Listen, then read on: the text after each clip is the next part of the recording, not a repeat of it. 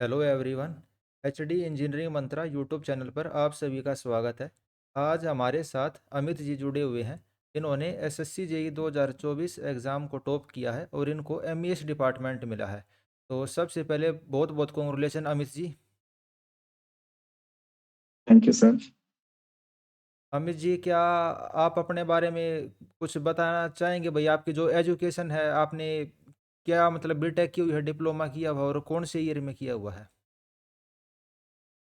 मेरा नाम अमित राज है। हम 2017 में डिप्लोमा किए थे जो 2020 में कंप्लीट हो गया था। फिर उसके बाद बीटेक भी किए हुए थे जो कि 2023 में कंप्लीट हुआ था। और डिप्लोमा किए थे वो गवर्नमेंट पॉलिटेक्निक अस्थाना नालंदा से किए हुए थे।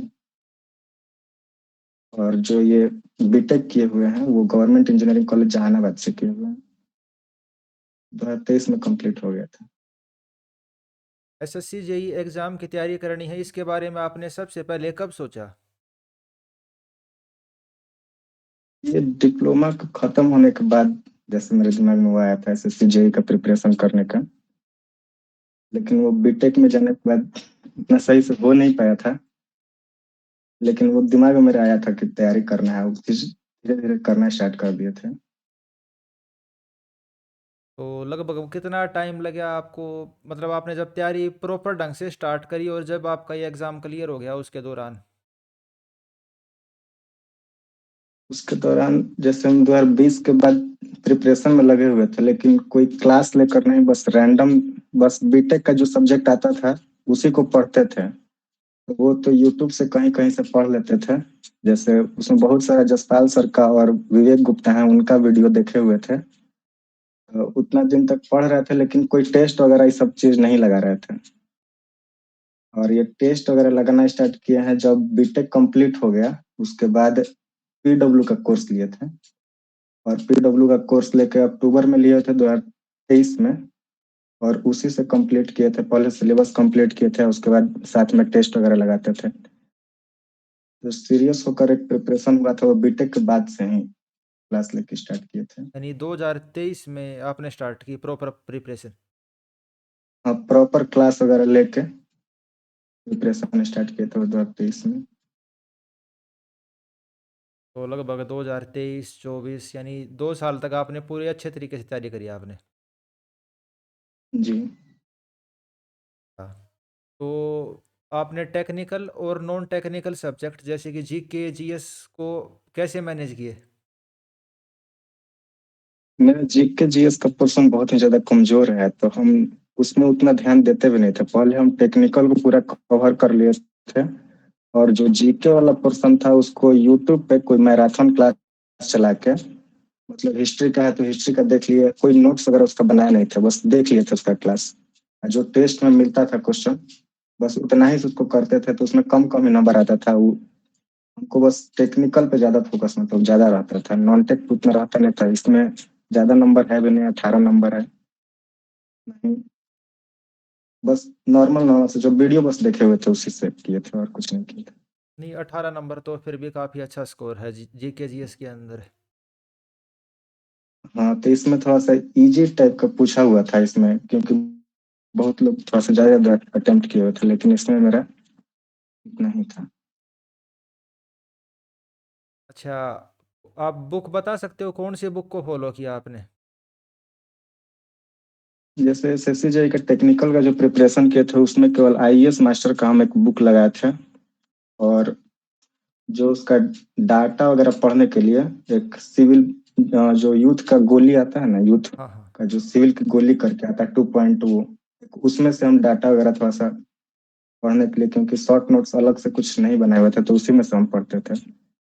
और बाकी नोट्स था पीडब्ल्यू वाला, जिसमें कि उसका पूरा कॉन्सेप्ट है, जो थ्योरी पढ़ना था उसको पढ़ते थे। अच्छा, फिजिक्स वाला के डिजिटल नोट्स होंगे, हार्ड कॉपी नहीं होगी? हाँ, हार्ड कॉपी नहीं थी उसकी। हार्ड कॉपी बस कुछ कुछ सब्जेक्ट हम बनाना स्टार्ट किए थे शुरू में, कुछ कुछ सब्जेक्ट का बनाए थे, लेकिन सबका नहीं बना पाए थे। लास्ट में पीडीएफ डाउनलोड करके उसका रख लिए थे, उसी से पढ़ लिए थे। अच्छा, जनरल मतलब जो जीके है उसका कोई टीचर आप बता सकते हो बच्चों को कि कहाँ से वे पढ़ सकते हैं? जीके का एक वीडियो तो हिस्ट्री का देखे थे, जीवी मिटोबर करके चैनल है, तो उस पर एक मैराथन क्लास था, उसको देख लिए थे। और जो साइंस वाला पोर्शन का भी देखे हुए थे, वो नीरज सर का देखे थे। नीरज सर एक चैनल है साइंस मैग्नेट। अभी मेरे भी साइंस मतलब फेवरेट मैग्नेट, सर है, मैंने भी वहीं से करी है साइंस तो। हाँ, तो उन्हीं से किए हुए थे। साइंस वाला उनका ही वीडियो देखा था, तो उसका भी नोट्स नहीं बनाए थे, लेकिन वीडियो देखे तो कुछ क्वेश्चन कराते थे, उसको देख लेते थे। क्या आप डेली कितना टाइम पढ़ाई को देते थे? मतलब 2023 में जब क्लास ले लिए थे, तो उसके बाद हम लाइब्रेरी ज्वाइन कर लिए थे।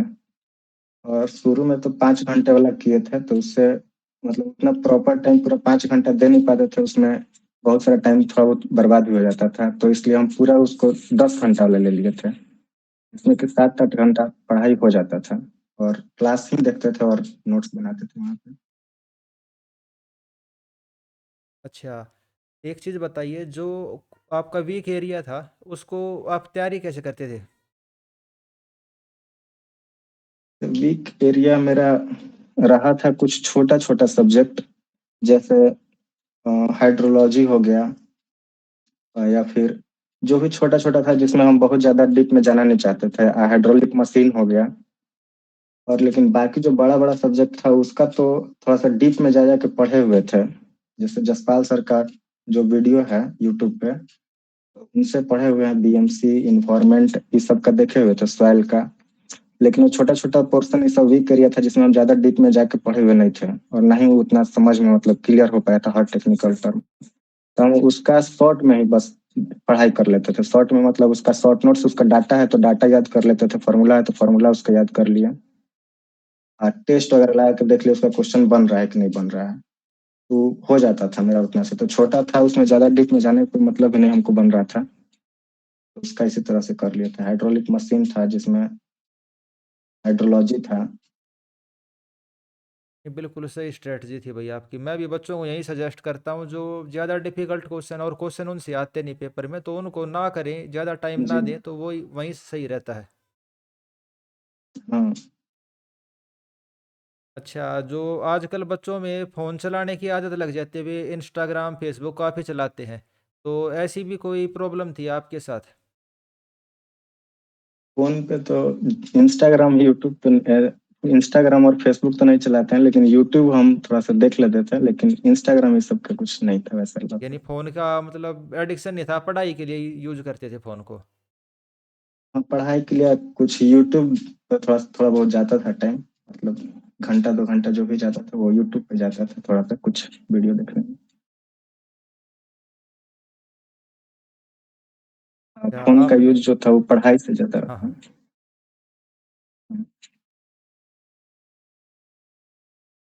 अच्छा, और रिवीजन की आपकी क्या स्ट्रेटजी थी? रिवीजन के स्ट्रेटजी कुछ उस तरह से कुछ सोच के तो नहीं बनाए हुए थे। जैसे हम जब शुरू में भी पढ़ाई स्टार्ट किए थे बीटेक के टाइम पे, तो उस टाइम पे जो बड़ा बड़ा सब्जेक्ट था उस सबको थोड़ा सा डिटेल में पढ़े हुए थे, मतलब समझ समझ के जैसे पढ़ रहे थे। हर टेक्निकल टर्म को क्लियर कर रहे थे कि इसका जैसे मीनिंग क्या हुआ। विवेक गुप्ता जो साल से पढ़ने के बाद वो लोग खुद ही उतना ज्यादा डीप में बता देते हैं। तो वो सब थ्योरी पोर्शन मेरा थोड़ा वहां पे स्ट्रांग हो गया था। थ्योरी एक बार समझ लेने के बाद वो थोड़ा बहुत ज्यादा दिन तक रिटेन कर जाता है। हम ज्यादा रिवाइज करते थे तो डाटा फिर रिवाइज करते थे। जब थ्योरी पढ़ना होता था, तो जो हम जहाँ से पढ़े हुए रहते थे, जैसे फिर बाद में हम जैसे पीडब्ल्यू का पढ़े थे, पीडब्ल्यू वाला से टेक्निकल टर्म का समझ तो वहां से हमको क्लियर हो गया था जसपाल सर, विवेक गुप्ता ये लोग से। लेकिन जब यहाँ से प्रॉपर नोट्स जब बना, तो इसी को हम पढ़े हुए थे थ्योरी उसका पूरा एक एक करके। और जो डाटा वाला रहता था वो हम बार बार रिवाइज कर लेते थे, और वो मेरा एक बार रहता था, सब चीज याद रहता था वो थ्योरी वाला पोर्शन। अच्छा, जब आप तैयारी कर रहे थे, कभी ऐसा समय भी आता होगा कि बहुत ज़्यादा कंपटीशन है, तैयारी को छोड़ देते हैं, डीमोटिवेट होते होगे, तो डीमोटिवेशन या फिर जब पढ़ने का मन नहीं करता था, तो उसको ओवरकम कैसे किए? उसको ऐसा तो कुछ नहीं लगा था क्योंकि सिलेक्शन नहीं हुआ था, तो डिमोटिवेशन टाइप का था, कहीं लगता नहीं था, बस लगता था कि, और उतना ज्यादा एफर्ट भी कभी लगाया नहीं था, तो खुद में कमी पता चलता था कि टेस्ट वगैरह नहीं दिए हैं। एक दोस्त का सिलेक्शन भी हुआ था CPWD में, तो फिर उससे बात एक बार किए कि कैसे मतलब पढ़ाई करना है, तो वो बोला, बस सीधा बोला कि एक बार तुम पूरा सिलेबस कवर कर लो और उसके बाद तुम टेस्ट लगाओ, तुम्हारा कॉन्सेप्ट बढ़िया है, बस खाली टेस्ट लगाओगे तुम्हारा हो जाएगा सिलेक्शन। फिर वही चीज किया और हो भी गया।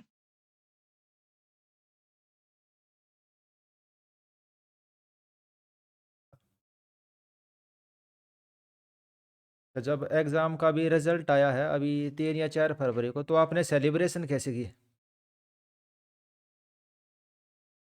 लिबरेशन तो उस टाइम पे तो हम LRC में भी जॉब करते हैं, तो सिवान में थे, वहां पे दोस्त लोग को बताया, फिर वहां पे अपने मम्मी को बताया, सब लोग बहुत खुश हुए थे। हम उस टाइम पे वहीं पे थे, तो कुछ खास ग्रैंड सेलिब्रेशन कुछ उस टाइप का तो नहीं था, बस सबको बताया, सब लोग खुश थे। कि अपने आप में काफ़ी खुशी होती है गवर्नमेंट जॉब का एग्ज़ाम क्लियर करना। हाँ, खुशी तो बहुत हुआ। अच्छा, एक और क्वेश्चन था, जैसे कि आप जब एग्ज़ाम की तैयारी कर रहे थे, तो आपका बैकअप प्लान क्या था? मान लो आपका सिलेक्शन ना हो तो आपने क्या सोचा था बैकअप प्लान के तौर पे? मेरा 2024 में ही हो गया था LRC में, एक मतलब बिहार में एक वैकेंसी आया हुआ था LRC का, सर्वे अमीन का पोस्ट था वो, जिसमें डिप्लोमा ही मांग रहा था उसका क्वालिफिकेशन, तो उसमें मेरा हो गया था। और उसमें भी हुआ था वही PW का कोर्स वगैरह जो ढंग से पढ़ लिए थे बाद में, उसके कारण उसमें मेरा सिंगल डे एग्जाम था, तो उसमें हो गया था। उसमें हो गया था तो एक बैकअप तो था, उसको हम छोड़ भी नहीं पाए थे, इसीलिए कि अगर आगे कुछ नहीं होगा तो एक मेरा इस साथ में अभी रहेगा, साथ में प्रिपरेशन भी करते रहेंगे। उसमें हम वर्क कर रहे थे। यानी आपके पास कॉन्ट्रेक्चुअल जॉब था जॉब वो। करने लग रहे थे पहले से ही एज ए बैकअप प्लान। हाँ, वो कर रहे थे। अच्छा, जो बच्चे तैयारी करने लग रहे हैं अभी एसएससी जी 2025 की, उनके लिए कोई मोटिवेशन का वर्ड भाई, या किस चीज़ का उनको एडवाइस आप देना चाहोगे कि उसका वे ध्यान रखें? हम एक चीज बस केवल बोलना चाहें कि जिस एग्जाम का प्रिपरेशन कर रहे हैं, तो एक टाइम पीरियड में एक ही एग्जाम का प्रिपरेशन करे वो। मेरा RRB JEE पे भी फोकस कुछ नहीं था।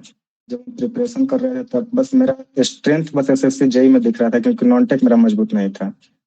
SSC JEE को ही हम बस सारा टाइम SSC JEE के बारे में ही पढ़ रहे थे, SSC JEE को लेकर ही पढ़ रहे थे, ज्यादातर टेक्निकल पढ़ रहे थे।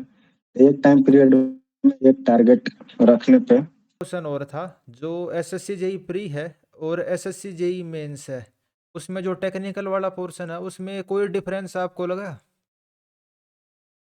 उसमें कोई, दोनों एग्जाम में डिफरेंस हमको ऐसा कोई खास नजर नहीं आया था। जो एक एग्जाम का तैयारी के लिए लगाया था वही एफर्ट दूसरा एग्जाम में भी लगा था, बस रिवीजन किए हुए थे अगर जब कंप्लीट हो गया था तो। तो काफ़ी इंपॉर्टेंट चीज़ बताई है भी आपने स्टूडेंट को। बच्चे कन्फ्यूज रहते हैं पेपर 1 में और पेपर 2 में, मैं भी उनको बताता हूँ कि सिलेबस तो सेम है, दोनों ऑब्जेक्टिव हैं, तो कुछ अलग से आपको करने की ज़रूरत नहीं है। आपने अगर अच्छे से पेपर 1 की जी। तैयारी करी है तो बस उसी को कंटिन्यू करिए, रिवीजन करते रहिए, आपकी पेपर 2 की तैयारी भी बढ़िया हो जाएगी।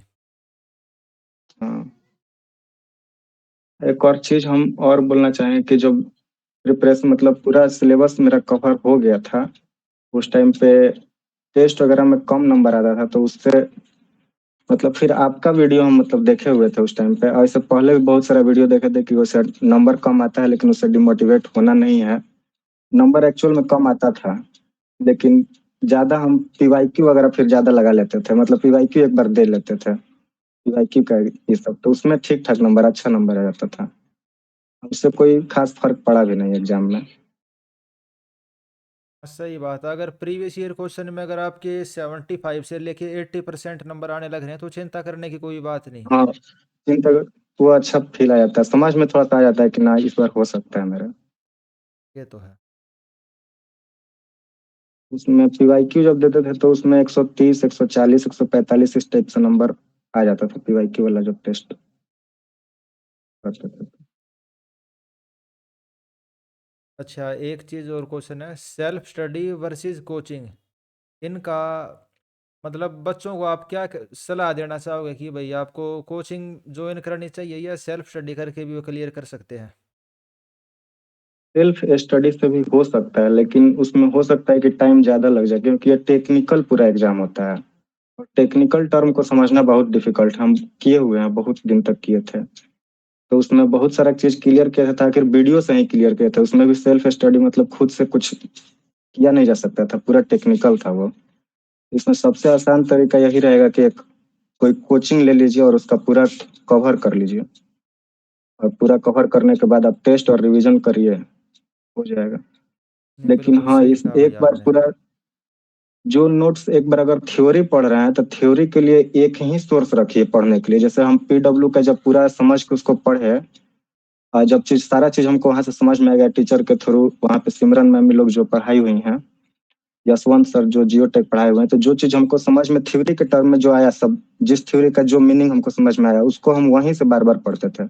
उसको चेंज नहीं करते, चेंज करते थे केवल डाटा। जैसे वहां पे कुछ डाटा नहीं है, या फिर कुछ डाटा पढ़ना है, तो कुछ अलग अलग बुक से पढ़ लेते थे। जैसे सिविल की गोली हो गया, बूस्टर हो गया, इसमें से पढ़ते। लेकिन थ्योरी उसका कभी नहीं पढ़ता था, क्योंकि उसका कॉन्सेप्ट हमको फिर से वहां पे दिमाग लगाना पड़ता था कि उसका क्या मीनिंग निकल रहा है। बहुत इंपॉर्टेंट बात कही भाई आपने। एक ही सोर्स से पढ़ो और उसको मल्टीपल टाइम करो, और जिस टीचर से आपने हाँ, पढ़ा है, मल्टीपल टाइम। कोचिंग से पढ़ा, उसके नोट्स आपको अच्छे से समझ में आएंगे। हाँ, वही चीज। ये तो है। आई होप बच्चों के जितने भी डाउट थे सर ने क्लियर कर दिए होंगे, आपको मोटिवेशन मिला होगा, आपके डाउट क्लियर की होंगे और कुछ आपको सीखने को मिला होगा सर के जो हमें गाइड किया।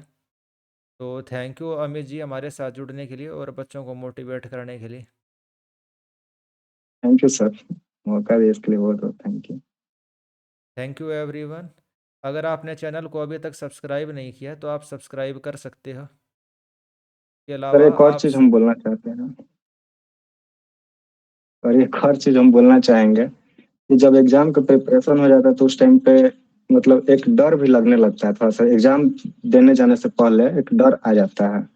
जब तक एग्जाम का प्रिपरेशन ढंग से नहीं होता तब तक तो कोई डर नहीं लग रहा था, बस जाते थे और एग्जाम दे देते थे। लेकिन इस टाइम पे डर लग रहा था, क्योंकि एग्जाम का प्रिपरेशन किए हुए थे, उसमें एफर्ट लगाए हुए थे। और उससे पहले जब टेस्ट वगैरह दे रहे थे हम, तो उसमें न्यूमेरिकल वगैरह को अप्रोच करने में आपका सर बहुत हेल्प हमको मिला था। वहाँ पे जहाँ पे आप न्यूमेरिकल अलग अलग से वीडियो बनाए हुए थे कि कैसे उसको अटेम्प्ट करना है न्यूमेरिकल वाले पोर्शन को, तो न्यूमेरिकल वाला में हम कितना बार छोड़ देते थे न्यूमेरिकल, या फिर अटेम्प्ट करते तो टाइम ज्यादा चला जाता था। तो उससे सर उस वीडियो से हमको बहुत हेल्प मिला था, जिसमें आप 10 का पावर है, ये सब चीज हटा दो, और जीरो वगैरह हटा के केवल जल्दी से कैलकुलेट कर लेना, ये सब चीज। या फिर वो क्वेश्चन मतलब एग्जाम में कौन सा पोर्शन को पहले अटेम्प्ट करें, ये सब चीज में बहुत हेल्प मिला था। वो टाइम बाउंड करके कि अगर टेक्निकल एग्जाम, हम जैसे एग्जाम दिए हुए थे टेक्निकल का पोर्शन का, तो उसमें टाइम एक रख लिए थे कि जैसे 40 मिनट में हमको टेक्निकल पोर्शन अपना कंप्लीट कर लेना है। अब कंप्लीट हो या फिर ना, लेकिन 40 मिनट तक हमको करके वहां से निकल जाना है, दूसरा पोर्शन पे चल जाना है। क्योंकि प्री का जो एग्जाम है उसमें टाइम का बहुत ध्यान रखना पड़ जाता है। ऐसा मेंस वाला में नहीं है। मेंस वाला में 2 घंटा का टाइम मिलता है, उसमें टाइम बच जाता है, 15 मिनट आधा घंटा तक टाइम बच जाता है।